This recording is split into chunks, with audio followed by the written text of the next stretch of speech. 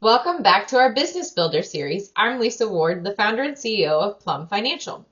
Okay, business owners, so now that we've got, several things working for us, we're working with our CPAs and we're planning things, what else should we be looking at in December and into Q1, so for planning for next year? So let's do an audit of all of our insurance policies. Yes, we should do this around the time that we renew them, but we might be in a time crunch to make sure that we get those done in a timely manner or before we need to actually sign on the dotted line.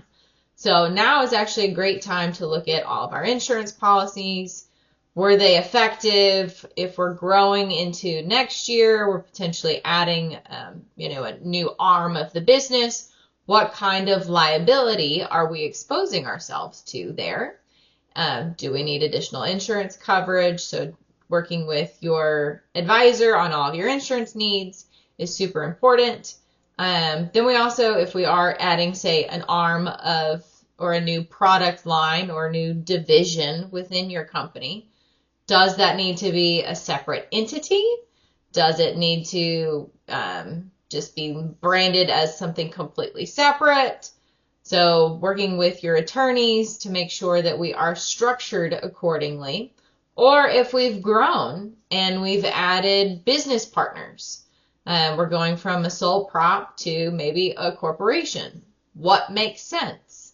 So working with your CPA, again, as always, so working with those accountants, making sure we are doing the most efficient thing tax-wise. But then also for our attorneys, if we are changing the structure of the entity, what would be the most beneficial? How do we do that? What kind of documentation needs to be drafted? So that's super important as we're growing into the next several years and planning ahead. And speaking of planning, what are we going to set for our goals for next year? So I try to pick just 3 things to focus on.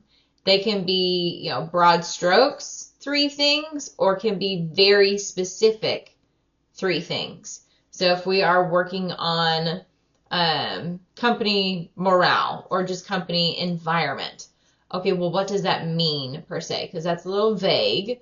What 3 things within that are you going to work on? Are you going to have a quarterly event for all of your employees? Are we doing cross training? What does that look like? And then say maybe a customer focused goal and then maybe a revenue focused goal. So what does that mean? If I want to grow my business by 15%, which product line are we dedicating, time and marketing dollars towards? What does that look like? The 3 things, because if we get a long list, as you know, being a business owner, you wear many hats, so it can be overwhelming. And then include your team on those 3 things. So make it a part of their goal as well. Because yes, we want to all make more money, but if they don't understand the why and the reasoning behind it and can also rally behind it, then we might not be as successful. So include your people into those 3 goals for the next year. Maybe it's a brand for 2026 per se that we are marketing towards. So definitely include everybody into that. But then also look at long-term planning as well. So succession planning, having a key point person, heaven forbid something happened to you as the business owner, what happens?